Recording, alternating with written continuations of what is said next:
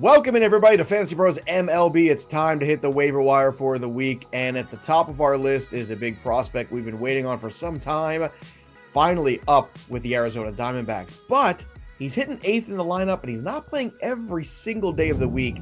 It's Jordan Lawlar, who has been terrific at AAA. There's nothing left for him to figure out there. He slashed 336, 418, 579 at Reno. He's got power. He's got ability. And he's got flexibility, which is probably the best ability he's got, because that's how he's going to find his way into the lineup, because there's really not a lot of room at the end. So the Arizona Diamondbacks have a plan to get him working 4 days a week. The question is, right now, looking at his rostership, he is available right now, Welsh, in about 40% of leagues still. So putting that out there, if he's still floating around your waiver wire, how aggressive are you on Lawlar, considering the plan that Arizona Diamondbacks have currently for him? I actually think the plan could minimize some of this rostership. I think the overall, because he was so dominant, he was going into Monday, he was the league leader in hits in the minors. But because of how they're going to use him and where he's being used, it actually could lower the rostership. And it's something I would really pay attention to. It's a classic.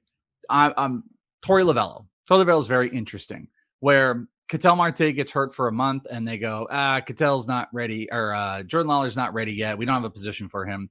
Ketel comes back after Jordan Lawlar was dominant and they go, let's bring Lawlar up. Let's bring Lawlar up, even though there's no position. It's weird. And Lawlar had been struggling in May as well. So the whole thing is odd. But as you said, with it, availability is sometimes the best ability.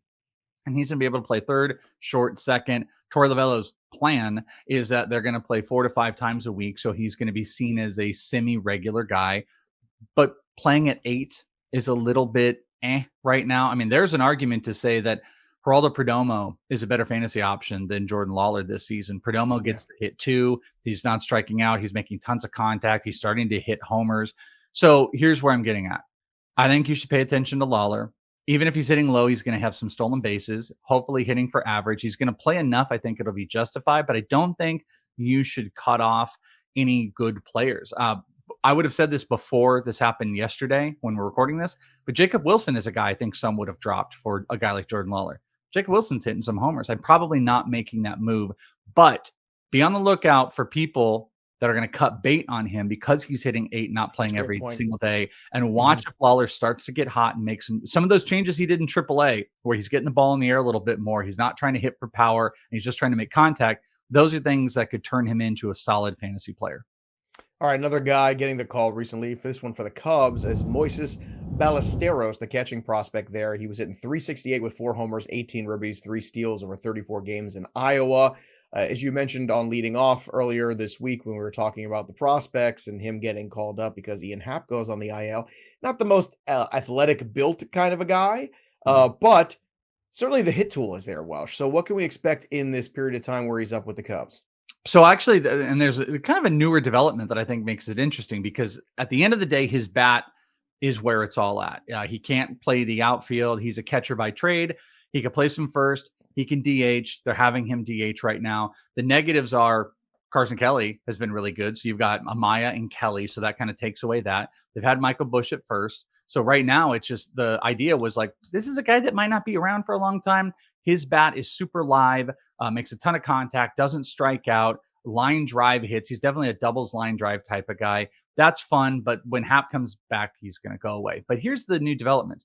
You've had them talking up how special that bat was. And saw Michael Busch taking some reps at third base. They actually legitimately might be considering keeping Ballesteros up beyond Ian Happ coming back. And I think that would be a game changer. So I'm even changing my tune, where I was treating Ballesteros a little bit like Lawlar, except that I just thought it was a short time period. It was 2 weeks that you would get Ballesteros and then he'd be gone.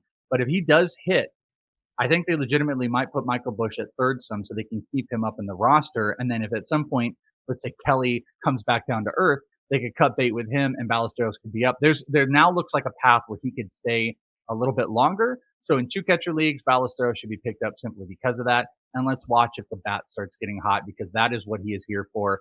And, if he starts hitting 5 or something for this team, I mean, he's going to be a huge return on whatever you paid for him, which is probably minimal right now.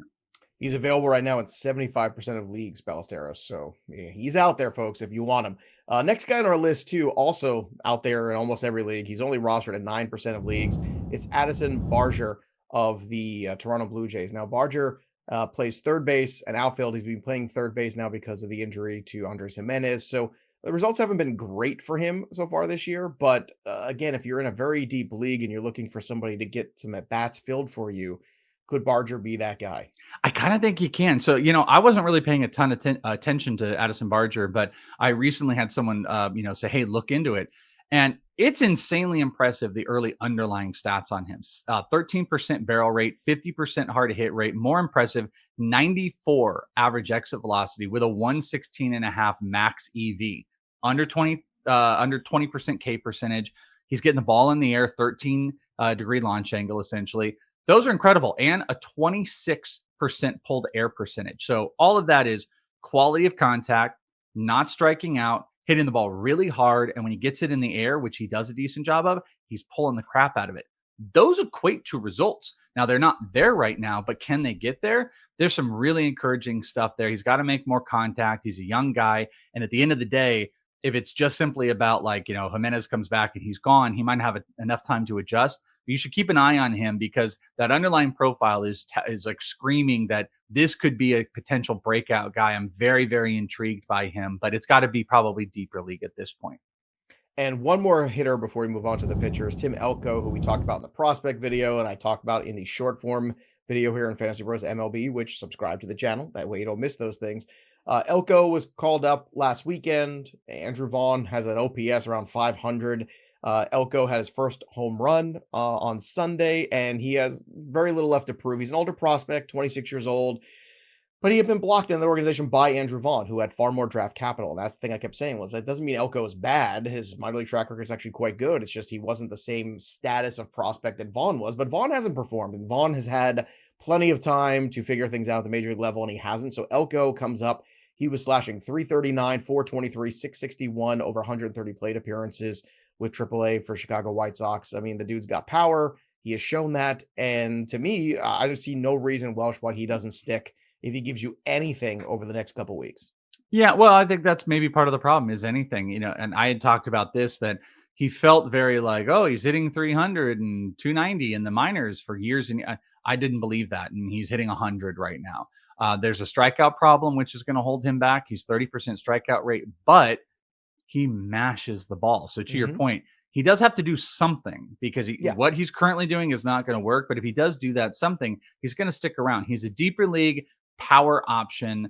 The strikeouts are in our face, which I think is going to lower that average. But, if Vaughn were to kick rocks and Robert were to be traded, like Elko is going to be a guy that's going to default, end up hitting like 4 or 5 for this team. And maybe he can end up really being like a deeper league power option. I kind of think I might speculate on Barger over Elko right now. But if you're chasing power, you should with Elko. I'll be on the opposite of that. I'll take my chances with Elko, especially because of the power. And look, for the career in the minor leagues, 325 games. 293 batting average and 843 OPS. Yeah. I get it. He strikes out, but a lot of guys strike out in the major leagues nowadays. Can he square some balls up? Can he hit some home runs? He has a better, longer path than Barger does, by the way. Like Elko 100%. Looks like he can stay the rest of the year. Elko could absolutely stick. And look, if you look at where he's at right now in terms of roster percentage, even after we talked about him all week, still just 13% rostered. So I think there's opportunity here. Let's see how he does this week. And White Sox starting to show you a little bit of all these moves that they've been making over the years, and hopefully they have something to show for it. Can't be any worse than last year. And can't be worse than the Rockies either. At least I don't think so. So let's get to the pitchers. Before we do, don't forget to use the waiver assistant available for you right now. If you're struggling with any waiver wire decisions in your fantasy baseball league, the waiver assistant is here to help. Just sync your league to receive personalized waiver suggestions tailored to your roster and league settings. Quickly see which available players will improve your team and by how much. Download Fantasy Baseball My Playbook app or visit fantasypros.com/MLB My Playbook to gain the edge on the waiver wire that you need to win your leagues. Let's start with the arms here, but a closer. Jeff Hoffman continues to give up runs at an alarming rate. I don't know if he's going to lose that job completely all year or just in the interim, but I think it's time to speculate on Chad Green, relief pitcher for the Toronto Blue Jays. He is rostered in 15% of leagues. Welsh, I get it. He might not be the long-term solution, but I think if you are desperate for some saves in the short term, you might be in those season-long roto leagues where maybe you can pick up 3, 5, 6 saves from Green while Hoffman figures things out, because he has been rough the last few outings. I mean, I would say if it's that many saves, there might be a change of guard. But even if it's just picking up like a week or two and it's 2 or 3 saves, I think we should be very proactive at this stage, especially this May area, where if there's any guy that can open up that speculative save market, you should take the shot if you have the ability on your roster, a la what we did with Cade Smith, Luke Weaver. We kind of keep going down this road of where if anybody is getting that or someone is struggling, Camilo Duvall with the Ryan Walker stuff. But this could end up kind of like that, where I'm just not sure at the end of the day if Jeff Hoffman ever gives this away. But just in case, you should pay attention to it. Chad Green has been pretty solid.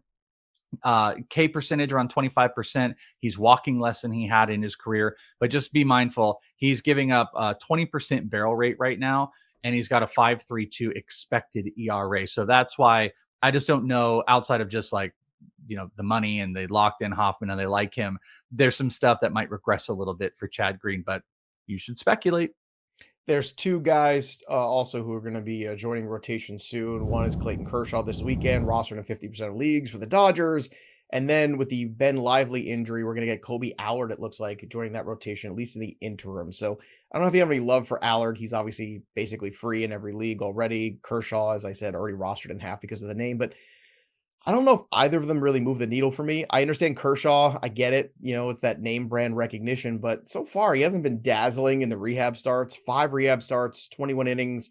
Now the ERA is good, 2.57, but the strikeout rate is under 7. It's just he's 37 years old. I think you're looking for Clayton Kershaw. Can he get you some wins on the Dodgers? Probably. I think I just don't want to overbid on him, and I don't know if you have any love for Allard potentially in a deeper scenario. Yeah, I mean, it kind of echoing some of my thoughts. Like when I saw Clayton Kershaw rehab out here in Arizona, and he gave up no hits in 6 innings, and you're just like, wow, crazy. But he got hit hard, and it doesn't show up on the stat sheet where and they don't have like the TrackMan data out here on these complex levels. But you had like 3 or 4 of these 18-year-old kids smash it to the wall, and it just carried in, and it could have been a really bad start.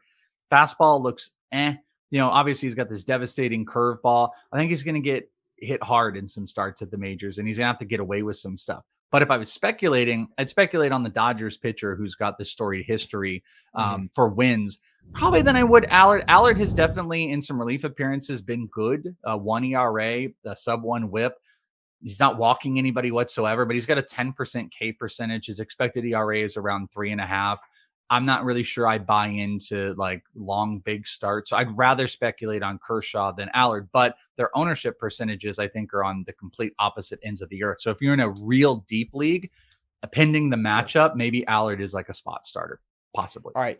One guy I do want to make sure that I have is Logan Henderson, who, as of recording this, he's starting right now.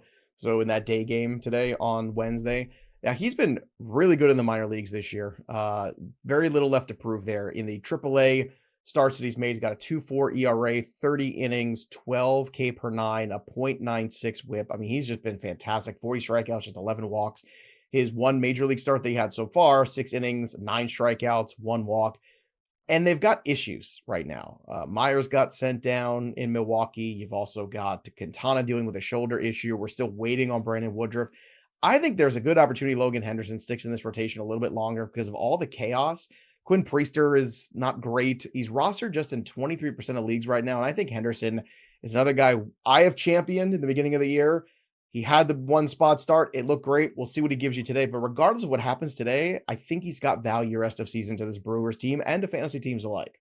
I would say yes, except if he gets obliterated today. I don't think he's immune to what anything. I'm not saying that's going to happen, but like if he were to get completely knocked around, they might have some other considerations because they've got, as I mentioned in the prospecting segment here we did on Fantasy Pros, Jacob Mizorowski has been a complete turnaround, who looked like he was going to be a reliever, but he's not walking guys anymore. And he's kind of changed his pitch mix, lowered the fastball, velo a tiny bit, and he's been super effective.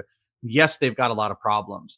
But if this turns into an Eduardo situation where we're like, well, Eduardo's kind of interesting and then 9 runs, I'm not sure Logan sticks around, but I don't think that's also going to be the case. Logan Henderson does a pretty decent job about not being crazy walky. He hugs around the zone. He gets some strikeouts. He gave up a little too much like physical contact in that first start. We're going to have to see where this is. But I think he's a guy that can go 6 innings and he can get you 5 or 6 strikeouts. And at the end of the day, would it behoove this team to not mess around with Chad Patrick and Quinn Priester and put Jacob Mizorowski and Logan Henderson in that rotation to join Freddie Peralta and Brandon Woodruff? I kind of think it would. So I think this is a good speculative market that, as long as Logan Henderson isn't giving up 8 runs, I actually agree that I think he could stick around for quite a long time. Like Toby Myers might come back as a reliever when it's all said and done. Yeah. I think Logan Henderson's got the stuff to stay in the rotation. Who are you picking up this week? Drop your comments below. Subscribe to the channel, and you might win yourself a Jose Ramirez autographed jersey from Pristine Auction. That'll do it for us, but the story of the game goes on. For the Welsh, I'm Joey P. We'll see you next time, kids.